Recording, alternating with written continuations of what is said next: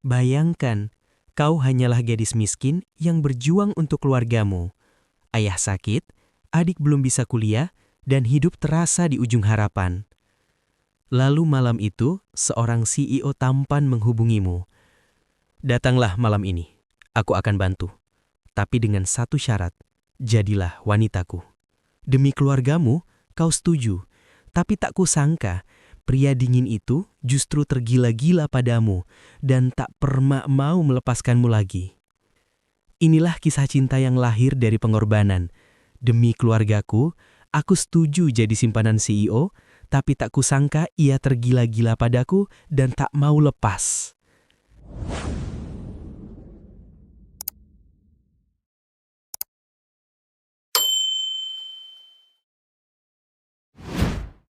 Hujan turun deras malam itu, membasahi jalanan sempit Gangnam yang suram.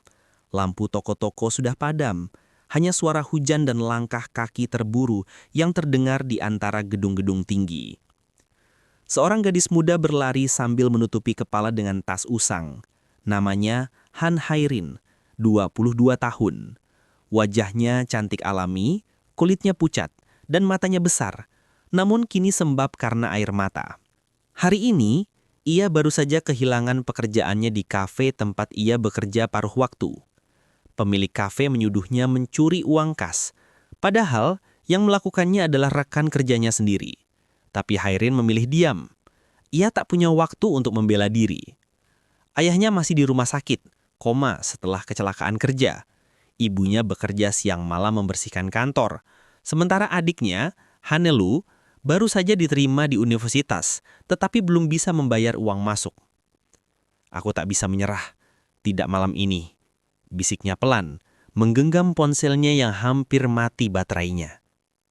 Saat itulah, sebuah pesan masuk, dari nomor tak dikenal. Kau masih mengingatku? Han Ji Yu. Hairin terpaku, nama itu membuat dadanya bergetar. Han Ji Yu, pria tampan berusia 32 tahun, CEO muda dari perusahaan ternama di Seoul, HJ Group. Dulu, setahun lalu, ia pernah menolong Hairin dari kecelakaan di depan gedung perusahaannya. Sejak itu, mereka hanya bertukar pesan beberapa kali, sampai akhirnya komunikasi terhenti. Kini, pesan itu datang lagi, tiba-tiba. Kau butuh uang, bukan? Datanglah malam ini ke Hotel Galaxy. Aku akan bantu. Tapi ada satu syarat. Hairin menggigit bibirnya. Jemarinya gemetar saat membalas pesan itu. Syarat apa? Jadilah wanitaku. Pesan itu membuat dunia Hairin berhenti sesaat. Ia membaca ulang berkali-kali, berharap itu hanya candaan. Tapi tidak. Aku hanya butuh 1 malam. Setelah itu keluargamu akan aman. Hairin menutup ponselnya, tapi kata-kata itu terus bergema di kepalanya. 1 malam untuk keluarganya. Dan di tengah hujan, tanpa pikir panjang, Hairin memutuskan sesuatu yang akan mengubah seluruh hidupnya. Hotel Galaxy berdiri megah, bagai istana kaca di tengah hujan malam Seoul. Hairin berdiri di depan pintu lobi dengan gaun sederhana yang ia pinjam dari tetangganya. Sepatunya basah, tangannya dingin, dan jantungnya berdebar keras. Petugas resepsionis menatapnya penuh tanya, tapi ia hanya menyebut nama. Han Ji Yu. Dia menungguku. Petugas itu menunduk hormat dan langsung mengantarnya naik ke lantai 55. Pintu terbuka. Kamar suite besar itu beraroma wangi parfum maskulin. Di depan jendela berdiri pria tinggi dengan jas hitam elegan, menatap keluar ke arah hujan. Han Ji Yu. Tatapannya tajam, seperti bisa membaca hati seseorang hanya dari satu lirikan. Hairin menunduk. Kau datang, ucapnya pelan. Ya, jawab Hairin dengan suara nyaris tak terdengar. Jiwa berbalik pelan. Tak perlu takut, aku hanya ingin kau di sisiku malam ini. Hairin menggenggam ujung gaunnya. Kenapa aku? Karena hanya kau yang terlihat nyata di antara dunia palsu yang mengelilingiku. Suara jiwa terdengar dingin tapi jujur. Dan malam itu, di bawah cahaya lampu redup, 2 jiwa kesepian bersatu. Bukan karena cinta, tapi karena luka dan kebutuhan. Pagi datang dengan sunyi. Hairin terbangun di tempat tidur mewah yang tak pernah ia impikan. Tubuhnya terasa lemas, tapi yang lebih menyakitkan adalah perasaannya. Di meja ada secari kertas dan kartu hitam. Kartu rekening atas namanya. Untuk keluargamu, jika butuh sesuatu, hubungi aku. Han Ji-yu. Hairin menatapnya lama, air matanya jatuh. Ia benci dirinya. Tapi saat ingat wajah ayahnya, ia menggenggam kartu itu erat. Beberapa hari kemudian, tagihan rumah sakit dibayar lunas. Adiknya masuk universitas, dan kehidupan keluarganya perlahan membaik. Tapi hatinya justru semakin kosong. Namun yang tak dia sangka, Jiwo mulai muncul di hidupnya lagi, terus-menerus. Setiap malam, pesan Jiwo datang. Kau sudah makan? Aku tunggu di tempat biasa. Kenapa tak membalas? Awalnya Hairin mencoba menjauh, tapi Jiwo tak berhenti. Ia mulai menjemputnya, memberinya hadiah, bahkan datang ke rumah ibunya, berpura-pura sebagai rekan kerja Hairin. Kenapa kau melakukan ini? Tanya Hairin suatu hari, matanya menatap Jiwo dengan bingung. Karena aku tak bisa berhenti memikirkanmu, jawab Jiwo jujur. Aku punya banyak wanita sebelum ini, tapi tak ada yang membuatku takut kehilangan seperti kau. Hairin tercekat. Ia ingin marah, tapi hatinya bergetar.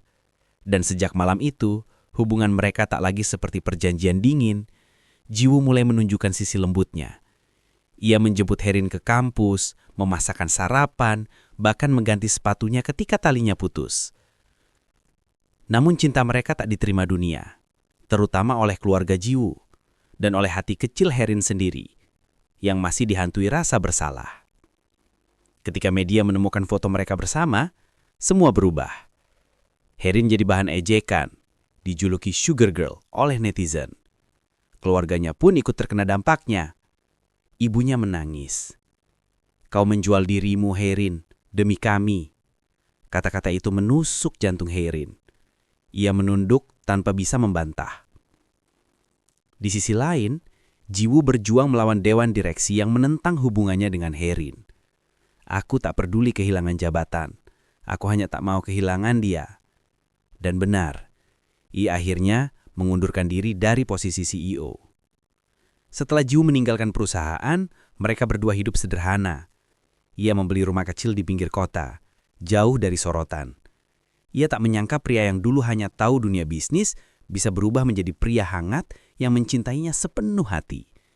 Ia mulai tertawa lagi, memasak bersama, menonton film, dan untuk pertama kalinya dalam hidup, ia merasa dicintai bukan karena pengorbanan, tapi karena dirinya sendiri. Kau menyesal? Tanya Jiwo suatu sore. Tidak, jawab Hairin, tersenyum lembut.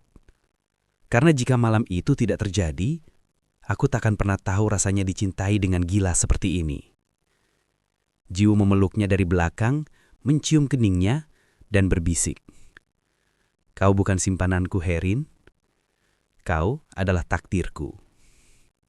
3 tahun kemudian, di sebuah kafe kecil di pinggiran Seoul, Hairin tersenyum melihat seorang pria bermain dengan anak kecil di taman. Ya, itulah Jiwo. Kini bukan lagi CEO, tapi ayah yang lembut dan suami yang setia. Mereka melewati masa gelap dengan luka, tapi juga dengan cinta yang tak lekang waktu. Aku dulu jadi simpanan pria kaya demi keluargaku, ucap Hairin pelan sambil menatap ke langit. Tapi ternyata, pria itu malah jadi rumahku. Inilah kisah kami. Cinta yang lahir dari dosa, tumbuh dalam luka, tapi berakhir dengan bahagia.